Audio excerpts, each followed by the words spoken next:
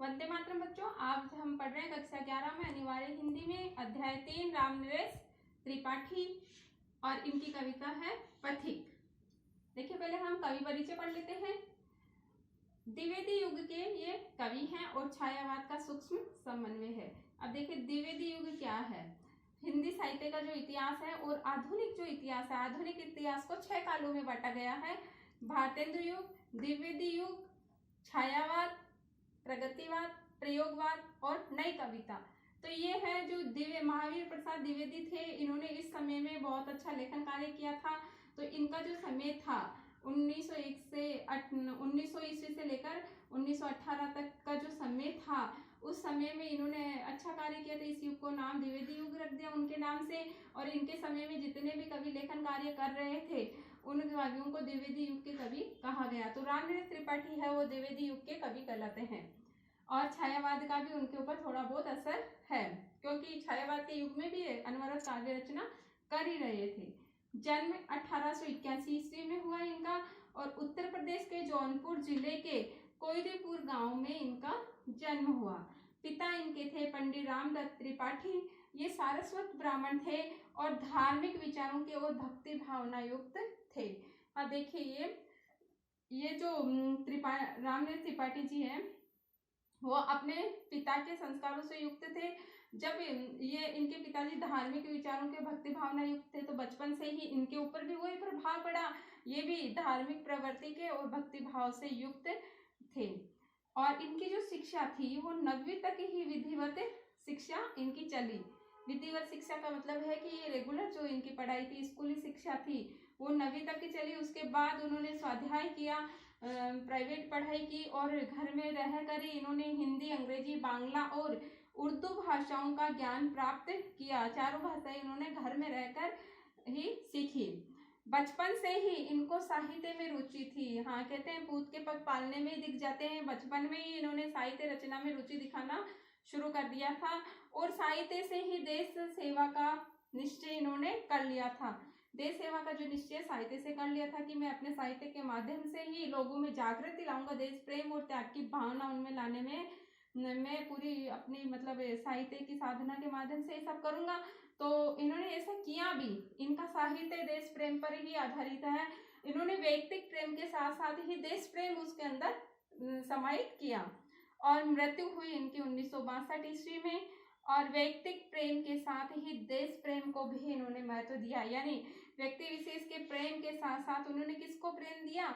Romantic प्रेम के साथ देश प्रेम को उन्होंने समाहित किया। देश के लिए त्याग और बलिदान की भावनाओं को उन्होंने महत्व दिया। और लोक साहित्य इनका था। कविता कौमुदी के अंदर 8 भागों में इनका लोक साहित्य संग्रहित है।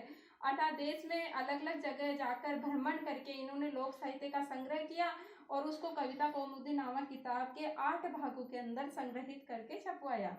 बाल साहित्य की रचना भी इन्होंने की। और बाल साहित्य मतलब बच्चों के पढ़ने लायक जो किताबें, हास्य की ऐसी किताबें, ज्ञानवर्धक किताबें, देश प्रेम की किताबें इन्होंने इनकी भी रचना की। और वानर नामक पत्रिका का इन्होंने संपादन किया जो कि बच्चों के पढ़ने की होती थी। खंड काव्य होता है, देखिए एक तो होता है प्रबंध काव्य, एक होता है खंड काव्य।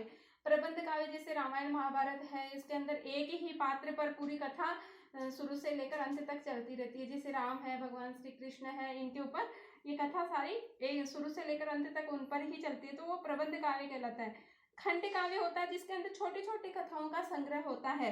तो इनका जो पथिक, मिलन और स्वप्न नामक जो किताबें हैं, इनके अंदर इनके खंड काव्य संग्रहित है।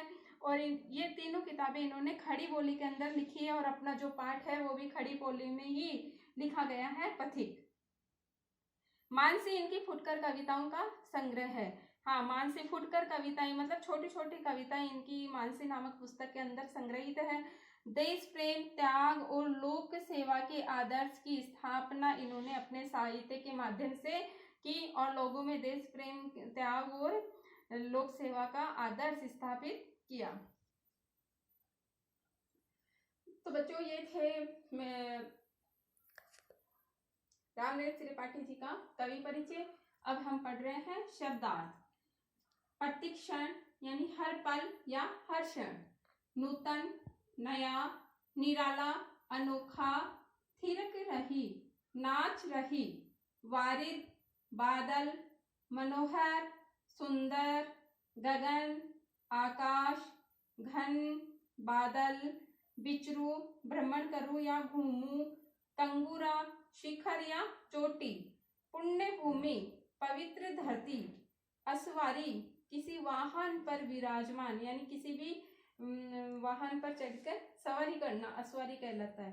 तम, अंधेरा, अर्धनिशा, आधी रात, अंतरिक्ष, आकाश, सस्मित वदन, मुस्कुराहट भरे मुख वाला, जो इस कविता के अंदर सूर्य को कहा गया है। रत्नाकर, समुद्र, गर्जन, गरजना, मल्यानिल, चंदन सुगंध युक्त हवा, इसके देखिए मलय धन अनिल। अब ये मलय क्या है? मल्यगिरी पर्वत है और अनिल यानी हवा। कहते हैं कि मल्यगिरी पर्वत पर चंदन के बहुत सारे वृक्ष हैं और जो उधर से हवा आती है वो हवा उस चंदन की खुशबू को अपने साथ लेकर बड़ी ठंडी ठंडी हवा आती है, इसलिए चंदन सुगंध युक्त हवा को कहते हैं मल्यानिल। महिमा में विख्यात या प्रसिद्ध, जल निधि, समुद्र, दिनकर बिंब यानी सूर्य का गोला जो हमें दिखाई देता है या उसकी परछाई, कमला, लक्ष्मी, कंचन, सोना, कांत यानी सुंदर, स्वर्ण सड़क, सोने से बना मार्ग, निर्भय, निडर, अनुराग, प्रेम, कल्याणी, कल्याण करने वाली, मृदु, कोमल, गगन गंगा, आकाश गंगा, विमुग्ध यानी मोहित, विहंस यानी हंसना और सानंद यानी प्रसन्नता से। बच्चों ये थे इस पाठ के शब्दार्थ। अब हम अगले वीडियो में ये कविता पढ़ेंगे।